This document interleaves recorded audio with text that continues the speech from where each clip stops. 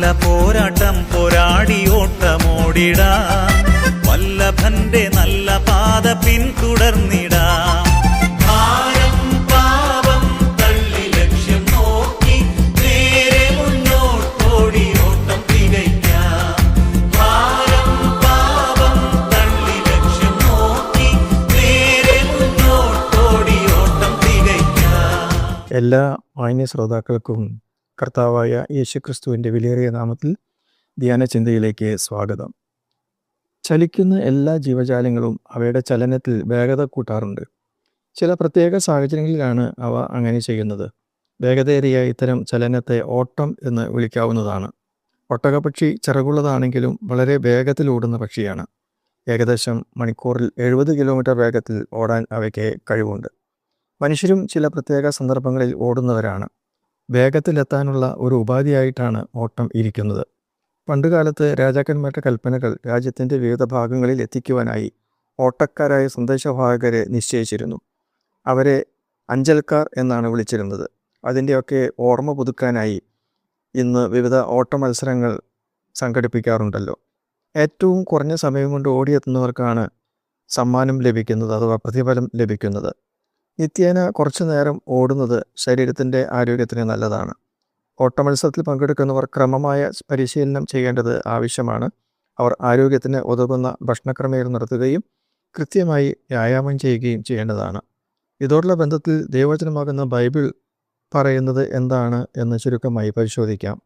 ഓട്ടക്കളത്തിൽ ഓടുന്നവർ എല്ലാവരും ഓടുന്നു എങ്കിലും ഒരുവനെ സമ്മാനത്തിന് അർഹനാകുകയുള്ളൂ. നിങ്ങളും അതേ ചിന്തയോടുകൂടി ഓടുക എന്ന് 1 കൊരിന്ത്യർ 9:24 വചനം പറയുന്നു.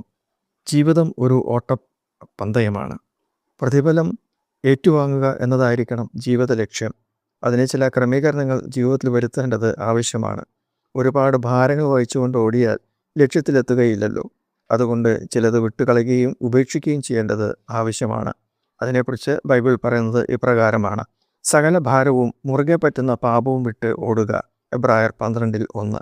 യൗവനമോഹങ്ങളെ വിട്ട് ഓടേണ്ടതാണ്. ദ്രവ്യാഗ്രഹം സകലവിധ ദോഷത്തിനും കാരണമായതുകൊണ്ട് അതും വിട്ട് ഓടേണ്ടത് ആവശ്യമാണ്. 1 തിമോഥെയോസ് 6:11. ക്രിസ്തീയ ജീവിതത്തിൻ്റെ ആരോഗ്യത്തിന് ഇനിയും ചില കാര്യങ്ങൾ കൂടെ വിട്ടുകളയുവാൻ വചനം അനുശാസിക്കുന്നുണ്ട്.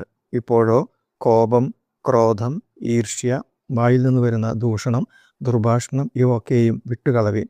കൊലോസ്യർ 3:8. നമ്മുടെ ശരീരം ദൈവത്തിൻ്റെ നിവാസമായ ആലയമാണ്. അതുകൊണ്ട് അത് വിശുദ്ധമാണ്. അതിനെ നശിപ്പിക്കുന്ന യാതൊന്നും നമ്മുടെ ജീവിതത്തിൽ പാടില്ല എന്ന് 1 കൊരിന്ത്യർ 3:16 എഴുതിയിരിക്കുന്നു. ഓടുന്നത് ക്ലേശകരമായ ഒരു ജോലിയാണ്.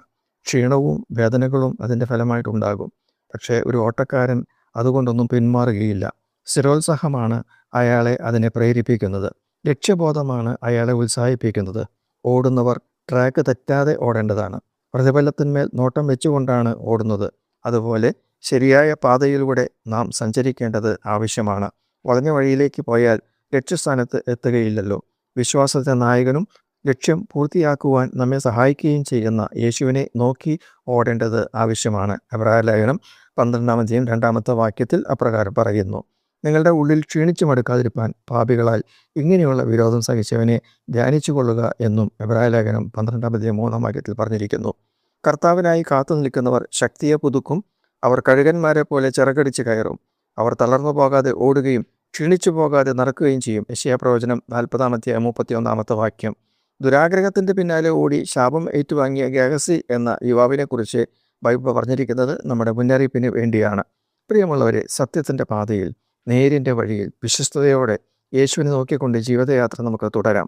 പൗലോസിനെ പോലെ ഞാൻ ഓട്ടം തികച്ചു, വിശ്വാസം കാത്തു, നീതിയുടെ കിരീടം ഇനി എനിക്കായി വെച്ചിരിക്കുന്നു എന്ന് ധൈര്യത്തോടെ നമുക്ക് പറയാൻ കഴിയട്ടെ.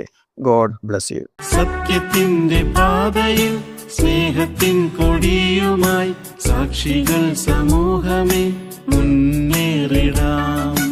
ഏകനാഥനേശുവിൻ ജേതാക്കളെ ഏകാത്മാവിൽ ബലം ധരി